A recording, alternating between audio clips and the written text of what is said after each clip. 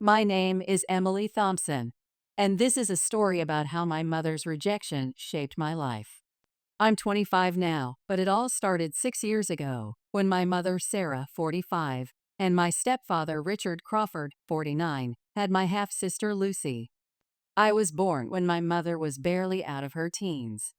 Her parents were extremely traditional and conservative, the kind who believed appearances were everything. When she found out she was pregnant with me, she didn't even want to tell them. But my father, James, didn't know any better. He was so excited about becoming a dad that he immediately called her parents to share what he thought was happy news. I took the pregnancy test, and as soon as it showed positive, your father rushed to tell my parents everything. My mother would often say with bitter resentment in her voice. He didn't even wait to ask me. Just went ahead and ruined everything. She'd shake her head, her lips curled in disgust. That's your father for you. Always acting without thinking. They broke up shortly after. They weren't married, which made the separation easier, but it left me in a complicated situation. They had met in college and had been dating for about a year when I came along. After what my father did, my mother wanted nothing to do with him, or me, for that matter. But her family's iron grip on appearances meant abortion wasn't an option. They made it clear: end the pregnancy and be disowned, or have the baby and maintain the family's reputation. You should be grateful you're even alive. My mother would remind me constantly throughout my childhood, her voice cold and matter of fact. If it had been up to me, she'd always leave that sentence hanging, but I knew exactly what she meant. Each time she said it, it felt like a knife twisting in my chest. I was, according to her, the product of my father's stupidity, which seemed to make her even more resentful. Growing up, I learned to make myself as invisible as possible, trying to avoid drawing her anger or disappointment. My grandparents and great-grandparents might have ensured I was born, but they never considered what would happen to me after that. Childhood memories. My childhood was what you might call complicated. While my mother made it clear I was unwanted, my father wasn't exactly father of the year material either. She resented my very existence, blaming me for holding back her career because she had to juggle college, work, and an unwanted child. Looking back, I can understand the burden, but using a child as an emotional punching bag because of it? That seemed excessive, even with my limited perspective at the time. Early life. I never lacked material things. My grandparents made sure of that. They covered everything since my father couldn't afford child support. But all the toys and clothes in the world couldn't fill the emotional void of living with a mother who treated me like an unwelcome houseguest. She never had a kind word, never showed affection, never celebrated my achievements. Living with her was like having a permanently irritated roommate who couldn't wait for your lease to end. My father, James, was different, warmer, kinder, but equally problematic in his own way. Looking back now, I can recognize the signs of his marijuana addiction that I was too young to understand then. He'd show up to my birthday parties with glazed eyes and a lopsided smile, saying things that didn't quite make sense, but I'd laugh off as him trying to be funny. I remember hearing my mother's voice, sharp with anger, arguing with him after these visits. "He's high again," she'd hiss to someone on the phone later. "How is he supposed to be any kind of father when he can't even stay sober for his daughter's birthday?" My living arrangements were decided before I was even born. Mother's family, with their iron grip on maintaining appearances, ensured she took primary responsibility. Father could only see me on weekends, and even that came with conditions. Before I turned 10, I lived with my mother full-time, seeing my father maybe twice a month. After that, I was allowed weekend visits to his place, which turned out to be more enlightening than anyone expected. At Father's apartment. His apartment was a small, dingy place that reeked of marijuana and neglect. The contrast between his life and my mother's carefully maintained image couldn't have been starker. Empty takeout containers littered the coffee table, and the distinct smell of weed hung in the air like a permanent fixture. Even at 10, I could tell he was struggling, jumping from job to job, barely making ends meet. "If your father wasn't such a complete mess," my mother would say, her voice dripping with contempt, "I could at least leave you with him half the week. But look at him. He can barely take care of himself." She wasn't wrong, but her words still stung, maybe because they carried that grain of truth that made them impossible to dismiss. Despite everything, those weekends at Dad's had their moments. Even through his haze, he tried to make me feel welcomed, something I never felt at home with Mother. It wasn't ideal, but at least there was an attempt at warmth, however clumsy it might have been. Meeting Richard. When I was 15, my mother started dating Richard Crawford. Unlike the emotional extremes I was used to dealing with between my parents, Richard was simply there. He moved through our lives like a piece of furniture present but unremarkable. He never showed any particular interest in me, and I returned the favor. We existed in a state of mutual indifference, which was actually a relief compared to my mother's constant criticism. "Richard's different," my mother would say, her voice taking on that dreamy quality I'd never heard her use when talking about my father. "He understands what it means to build a real future." They dated for a few years before getting married when I was 17. 2 years later, they announced they were expecting. I remember feeling strangely detached from the news. It was their happiness, their family, their story. I had learned long ago where I stood in my mother's hierarchy of importance. The turning point. At 18, I made what I now recognize as my first major mistake. I decided to take a gap year instead of going straight to college. My grandparents were willing to pay for my education at the time, but I wanted to gain some real-world experience first. I had no way of knowing how quickly everything would fall apart. A few months after my 18th birthday, my mother had a massive falling out with her parents. I never learned the exact details. Adults always think they're protecting you by keeping you in the dark, but the impact was immediate and devastating.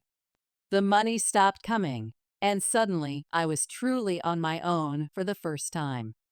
I managed to land an internship that paid enough to keep me afloat, barely. By my 19th birthday, I was applying to universities, trying to figure out how to piece together my future.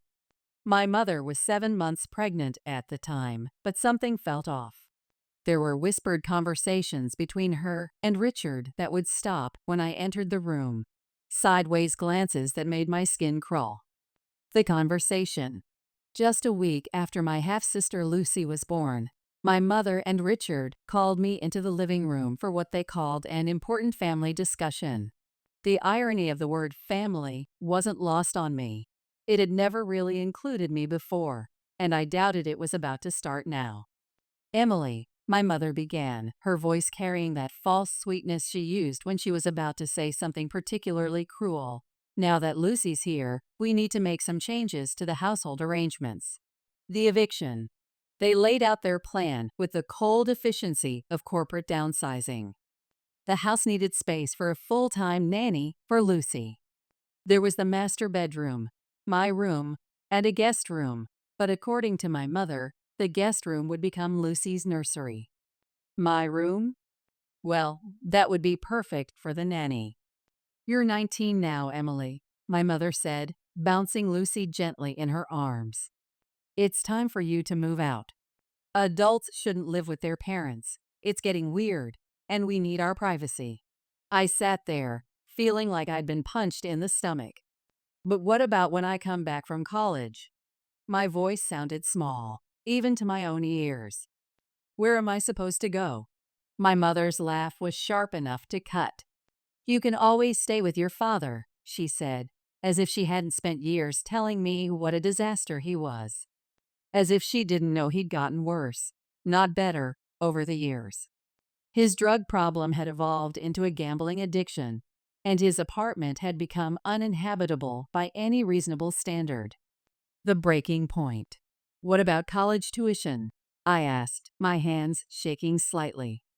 I was counting on your help with that. I knew my mother hated me, but surely she wouldn't completely abandon my education? She laughed again, but this time it was different. Cruel, almost gleeful.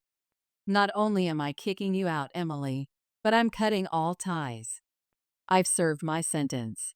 She adjusted Lucy in her arms, looking at her with the kind of maternal love I'd never seen directed at me. Now that I'm not even in contact with my parents anymore, I have no reason to keep you around. The words hit me like physical blows. I started crying, unable to hold back the tears that had been building up for years. My mother's face twisted in annoyance. If you're going to cry, do it outside, she snapped. You're ruining what's supposed to be a happy day. We finally have a real family now. Something in me snapped. Years of suppressed anger and hurt came pouring out. You're a terrible mother, I shouted, standing up so quickly that my chair toppled backward. You always have been. And you know what? I'm actually happy to get away from you. My mother barely blinked. She turned to Richard, who had been silent throughout the entire exchange, and said with chilling calmness, "Now that we have a real daughter, we don't need this anymore." She didn't even look at me as she said it. I wasn't worth that much consideration. Moving to Father's. That night, I packed everything I owned into 2 suitcases and a backpack. I left the house I'd grown up in, knowing I would never return. The weight of my mother's final rejection sat heavy in my chest, but underneath it was something else: determination. I was done being the unwanted child. If they didn't want me in their perfect little family, fine. I'd make my own way. I went straight to my father's apartment, my only option at that point. The smell of marijuana hit me before I even opened the door. The place was worse than I remembered. Trash everywhere, unwashed dishes piled in the sink, and my father sprawled on the couch, clearly high. He tried to smile when he saw me. "Hey, kiddo," he slurred, but I wasn't in the mood for his usual act. Looking around the apartment, I could see gambling slips scattered across the coffee table. He'd been losing money again. Money from his recent inheritance from my grandfather. The sight of it all, the waste, the addiction, the complete lack of responsibility, something in me snapped for the second time that day. I walked over and snatched the joint from his hands. "This stops now," I said, my voice steady despite the trembling in my hands. "I'm living here now because Mom kicked me out, and I'm not going to watch you destroy yourself anymore." Confrontation. He tried to reach for the joint, but I held it away. That's when I did something I'm not proud of. I slapped him across the face. The sound echoed in the messy apartment, and for a moment we both froze in shock. "I'm sorry," I immediately said, horrified at what I'd done. "Dad, I'm so sorry. I didn't mean to." He stumbled to his feet, anger flashing in his bloodshot eyes, and locked himself in his bedroom. I spent that night on the couch, surrounded by the evidence of my father's addictions, wondering if I'd just made the biggest mistake of my life. The next morning, he emerged from his room sober, his face a mask of confusion. "What happened last night?" he asked, rubbing his cheek where I'd slapped him. "Tell me everything." So I did. I told him about being kicked out, about Mom's cruel words, about Lucy, about everything. As I spoke, I could see something changing in his eyes, a clarity I hadn't seen in years. New beginnings. "I'll do better," he promised that morning. "I know I haven't been the father you needed, but I want to change." His voice was clear for the first time in years, though I could see how much he was struggling without his usual chemical crutches. It wasn't easy, far from it. Over the next few years, Dad relapsed multiple times. Each time, I'd find him huddled over gambling slips or smell marijuana in the apartment. But each time, we'd pick ourselves up and start again. He kept trying, and that meant everything to me. I couldn't go to college. We simply couldn't afford it. Taking out student loans felt too risky when I wasn't sure if Dad would stay clean or if I'd need to support both of us. Instead, I threw myself into work, landing several internships that paid decently. Between shifts, I'd clean the apartment, cook meals, and try to create some semblance of normalcy in our lives. Career progress. Dad was also looking for work, but his reputation preceded him. Previous employers remembered the guy who showed up high to work, and doors kept closing in his face. I could see how it ate at him, watching his teenage daughter bring home paychecks while he couldn't hold down a job. "I'm sorry," he'd say sometimes, late at night when the craving for drugs was strongest. "You shouldn't have to take care of me like this." Then, 3 years ago, everything changed. While working as an underpaid accountant at a small firm, I got a call from my high school friend Jennifer. Her father was expanding his office supply business into our city, and she'd recommended me for a position. "Dad's looking for a corporate liaison," she told me. "I know you don't have a degree, but I've told him about your work ethic and determination. He's willing to give you a chance." The opportunity. I was hesitant at first, worried it was just charity from a friend who knew my situation. "Be honest with me, Jen," I said during our call. "Is this a pity hire?" "Dad wouldn't consider someone your age for this position normally," she admitted. "But I convinced him because I know you can do it. This isn't charity, it's an investment in someone I trust." Career advancement. During the interview, I also asked about opportunities for my father. Given his past warehouse management experience, they agreed to give him a chance as their warehouse manager. It was a risk for them, but one that would change both our lives. That was our turning point. Dad threw himself into the work, determined not to waste this chance. He completely quit marijuana and gambling, channeling his addictive personality into work instead. Within 2 years, we'd saved enough to move into a nice house in a better neighborhood. Looking at our lives now, it's hard to believe where we were just 6 years ago. Mother's return. I had no contact with my mother during these years, and honestly, I preferred it that way. But 2 weeks ago, she called me.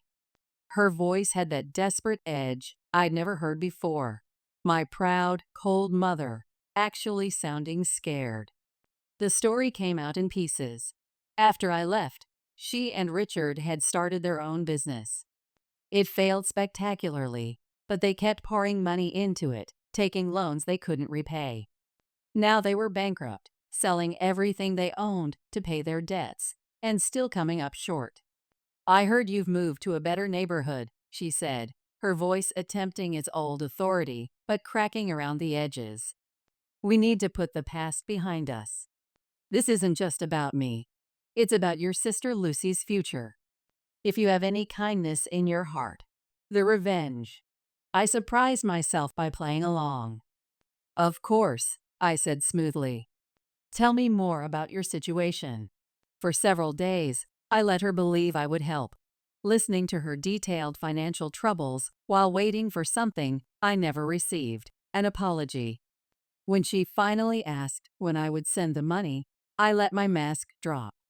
"I'm not sending you anything," I said, feeling a cold satisfaction. How does it feel to be the one desperately needing help? The one being rejected? I reminded her of every cruel word, every dismissal, every time she'd made me feel worthless. "You were a terrible mother, and an even worse human being," I concluded. "And now everyone will know it." I hung up and immediately shared our entire history online, including her recent attempt to get money from the daughter she'd thrown away. Aftermath. When I showed my father what I'd done, he was concerned. "Maybe you took it too far," he said, rubbing his neck nervously.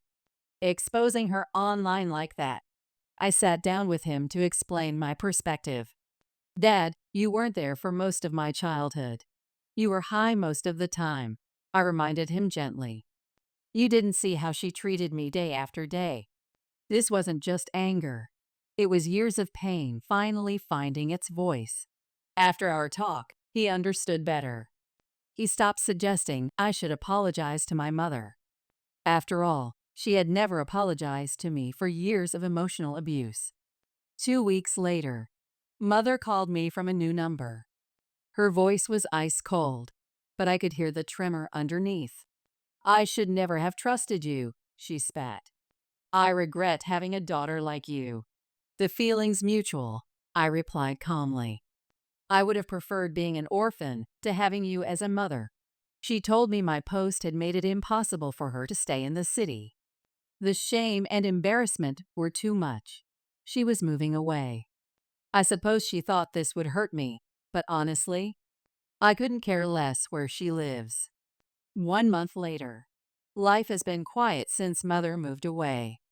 I've heard through relatives that she's cut ties with the entire family.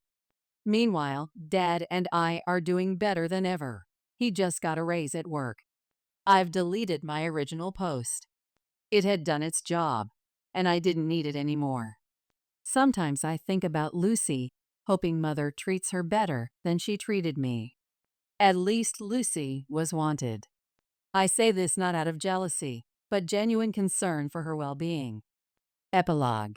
Recently, I heard Mother and Richard are getting divorced. I can't say I'm surprised.